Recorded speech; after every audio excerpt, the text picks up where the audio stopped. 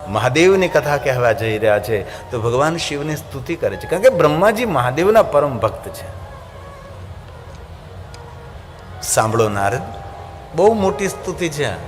બ્રહ્માજીની દ્રષ્ટિએ શિવ કેટલા શ્રેષ્ઠ છે, શિવજીની કેટલી શ્રેષ્ઠતા છે.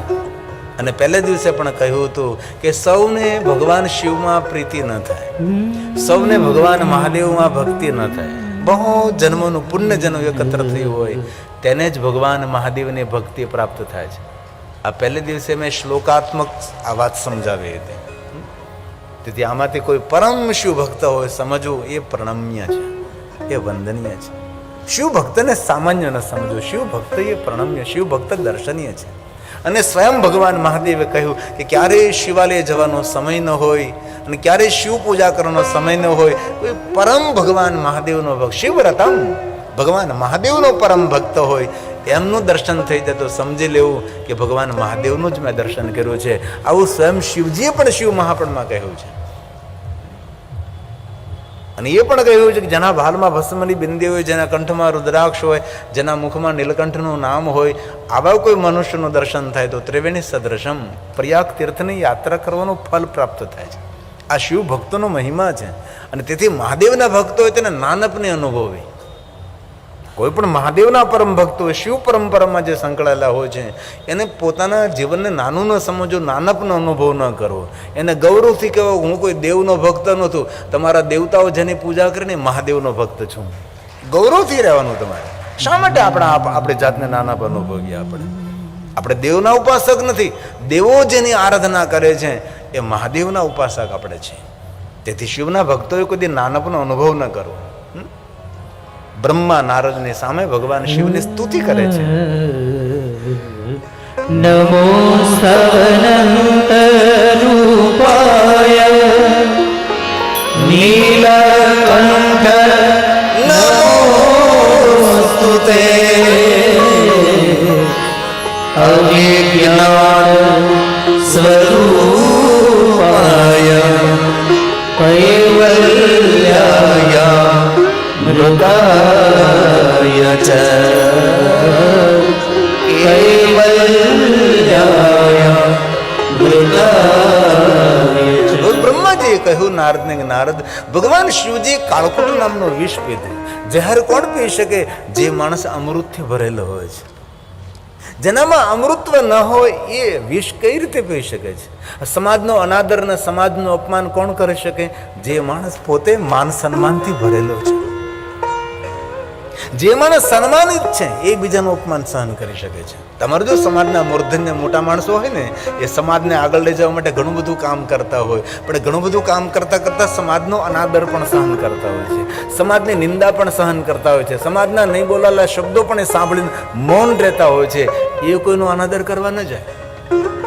કારણ કે મોટો માણસ હોય તેને સમાજનું સહન કરવું જ પડે. સમાજને આગળ લઈ જવા માટે જે માણસ આગળ ઝંડો ઉપાડી રહ્યો છે તેને સહન કરવાનું જ રહ્યું. તેથી ભગવાન શંકરજી અમૃત સ્વરૂપ છે, તેથી વિષ પીધું છે. કોઈ દેવતાઓએ જાહેર નથી પીધું, દરેક દેવતાએ અમૃતનું પાન કર્યું છે. પણ મારા મહાદેવજી વિષપાન કર્યું છે. શા માટે? દેવતાઓના હિત માટે, જગતના હિત માટે, લોકાનામ હિત કામ, જગત હિત માટે છે. સકલમાશ કંઠે ભગવાન શિવજીનો કંઠ કાળો છે. કાળો શા માટે કંઠ છે?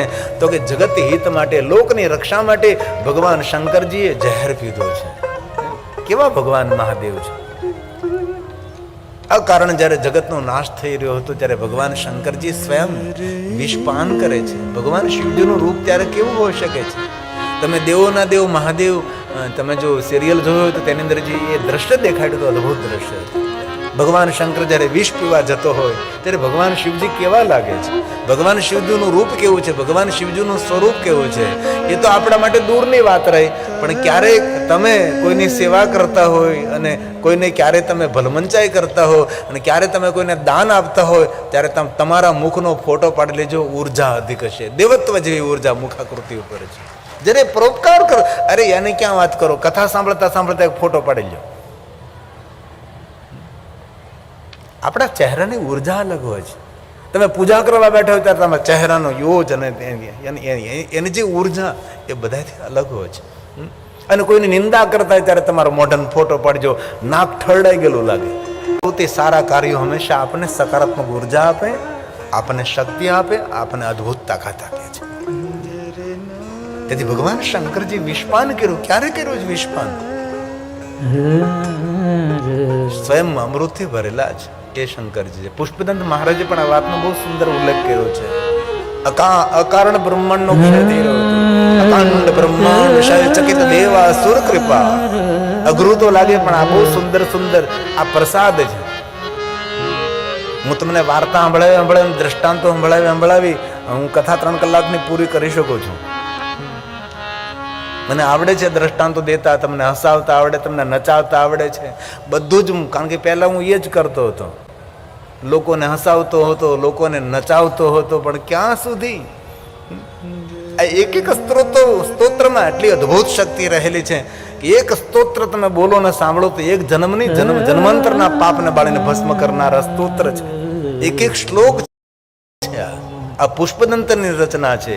અકાંડ બ્રહ્માંડ ક્ષય ચકિત દેવા સુકૃપા. ભગવાન શું માટે ગવાનું છે? વિધેયસ્ય સાધ્ય સ્ત્રીનયન વિષમ સંહતવત શકલ્માશ કંઠે તવ ન કુરુતે ન શ્રિયમો વિકારો કૃષ્ણાદ્યો ભુવન ભય ભંગ ભુવન ભય ભંગ ભગવાન શંકરજીને વ્યસન હેનું છે ભાઈ? ગાંજો તું તારા ભાંગનું વ્યસન છે? નહીં, કભી નહીં.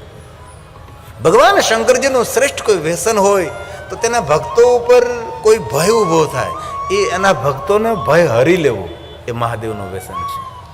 ગાંજા તું તારા ભાંગનું વ્યસન નથી શંકરજીને. એ તો મહાદેવ માટે ખોટો પ્રચાર થયો છે ભાઈ. ભગવાન શંકરજીનું વ્યસન કયું હતું કે પોતાના ભક્તોને દુઃખમાંથી મુક્ત રાખવા. એ ભગવાન શંકરજીનું શ્રેષ્ઠ વ્યસન છે. ભુવન ભય ભંગ વ્યસન. લોકો એવું સમજે ભંગ એટલે ભાંગ પીવા લાગે. અને ગીતો કેવા બન્યા? ભાંગ કેરી રોટલી ધતુરાનું શાક, પીરસે માતા પાર્વતી અને જમે ભોળાનાથ. તમે કોઈ તમારા પતિને માવો ખવડાવો લે ખા. તો સામાન્ય સંસારની નારી જો પોતાના પતિને માવો તમાકુ ખવડાવતી ન હોય તો આ તો જગદંબા છે. આવું બધું શંકરજીને પીરસે? આવી બધી ખોટી રચનાઓ શંકરજીના નામથી પીરસે માતા પાર્વતી જમે ભોળોનાથ. ભગવાન શંકરને ઘેરે હું બીજું કઈ ખાવા નહીં હોય? જે જગત આખાનું ભરણ પોષણ કરનારો દેવ છે, ભૃહુ પ્રણિતમ, પોતાની ભૃહુના ઈશારા માત્રથી જગતનું ભરણ પોષણ ભગવાન શંકર કરે છે. સાક્ષાત અન્નપૂર્ણા જેને ત્યાં બિરાજે છે, એને હું અન્નની કમી હોઈ શકે છે? પણ લોકોએ કેવી કેવી વાતો શંકરજી માટે બનાવી છે. ભગવાન શંકરજીનું વ્યસન ગાંજા ધતુરા ભાંગ નહીં. અને જો તમે સાચા મહાદેવના ભક્ત હો તો તમાકુ, માવો, ગુડકા, બીડી, સિગારેટા એક પણ વસ્તુને સ્પર્શ પણ ન કરાય, અડવાનું પણ નહીં. એ શ્રેષ્ઠ મહાદેવના ભક્ત છે. વ્યસનથી મુક્ત છે, માદક દ્રવ્યથી મુક્ત છે, એ મહાદેવનો ભક્ત છે. બને ત્યાં સુધી ચા ને કોફી પણ ન પીવા જોઈએ માણસે. ચા પણ અતિ નુકસાન કરે, આપણી પાચન શક્તિને મંદ કરે છે. એક રકાબી ચા પાચન થતા 20 કલાક લાગે છે. તેથી માણસે ચા પણ નહીં પીવું જોઈએ, માણસે કોફી પણ નહીં પીવું જોઈએ. બીડીની વાત તો બહુ દૂરની રહી. અને જીવનમાં ભલે બીજા કોઈ કાર્યો આપણાથી ન થઈ શકે, ભલે કોઈ મોટા મોટા સત્કર્મો ન થઈ શકે, પણ આપણો મિત્ર હોય, આપણો સગો હોય, આપણો સંબંધી હોય, આપણી સાથે રહેતો હોય, તેને બહુ હૃદયથી પ્રેમથી હાથ જોડીને કહેવું કે ભાઈ આપણી મિત્રતા જો તું સાચી સમજતો હો તો આ તારે જે ગુડકા ખાવાની ટેવ છે, તમાકુ ખાવાની ટેવ છે, તું છોડી દે. એ મોટામાં મોટું પુણ્ય છે. તેને જીવન દાન આપી રહ્યા છો તમે, તેને જીવન આપી રહ્યા છો. કેન્સર હોસ્પિટલો ગમે એટલી મફત થાય પણ આ બધા ખાતા રહે ને કેન્સર હોસ્પિટલમાં જતા રહે.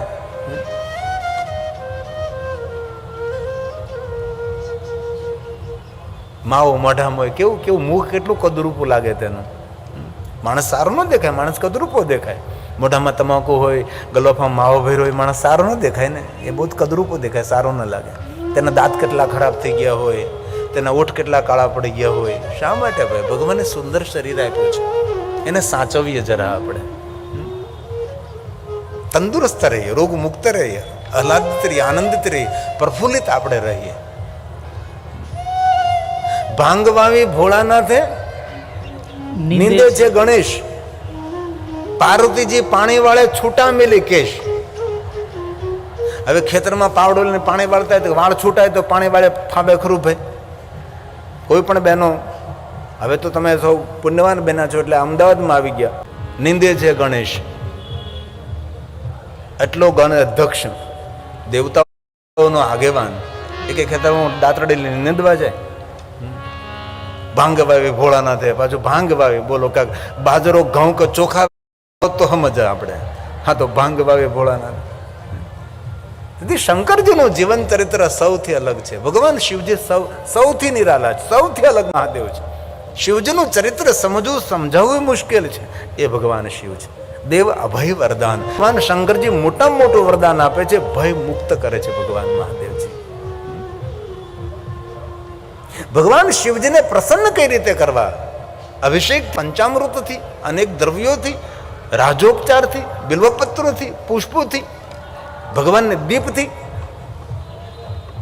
ભગવાનને પ્રસન્ન કરવા માટે સામગ્રી નહીં, ભગવાનને પ્રસન્ન કરવા માટે ભગવાન પ્રત્યે આપણો શુદ્ધ ભાવ જોઈએ. નિર્મલ ચિત્ત, લિંગાષ્ટકની એક પહેલી પંક્તિ છે.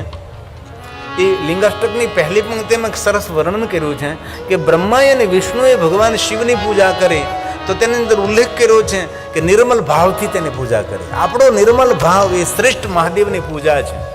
નિર્મલ ભાવ, મનમાં કોઈ મલ નહીં, કોઈ કોટ કપટ નહીં, અને જીવન જીવવાનો આનંદ અને લહેર ઉઠાવ્યું હોય તો એ જ રીતે રહે ને. કપટી માણસો આનંદિત ન રહી શકે, દંભી માણસો આનંદિત ન રહી શકે. સરળતા, નમ્રતા, વિનમ્રતા, નિખાલસતા, નિષ્કપટ જીવન એ માણસને ખૂબ આનંદ આપે છે. તો બ્રહ્મા અને મુરારીએ ભગવાન શિવની પૂજા કરી તો કઈ રીતે કરી તેનો ઉલ્લેખ છે. બ્રહ્મા મુરારી સુરાર્ચિત લિંગમ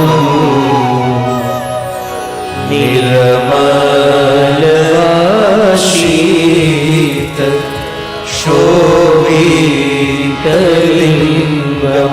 નિર્મલ ભાવથી શિવનું આરાધન કરે છે, એને શું મળે? સુંદર લિંગાષ્ટકની પહેલી પંક્તિ સમજવા જેવી છે.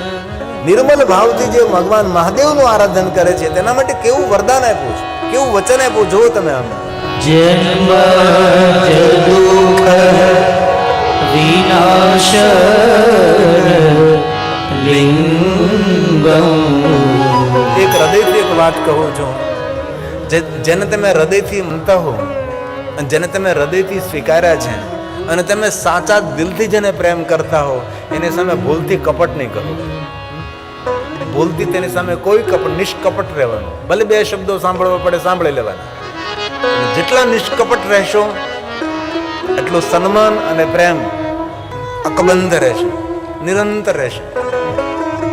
કેટલી સુંદર વાત કરી. નિર્મલ ભાવ જેનો હશે એ દુઃખોમાંથી મુક્ત થશે. લિંગાષ્ટકની પંક્તિમાં વરદાન છે, વચન છે. જન્મ દુઃખ વિનાશ લિંગમ પ્રણમામિ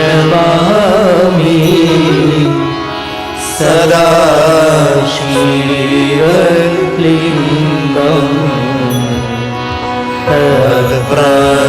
પ્રણમામિ સદા શિવલિંગમ.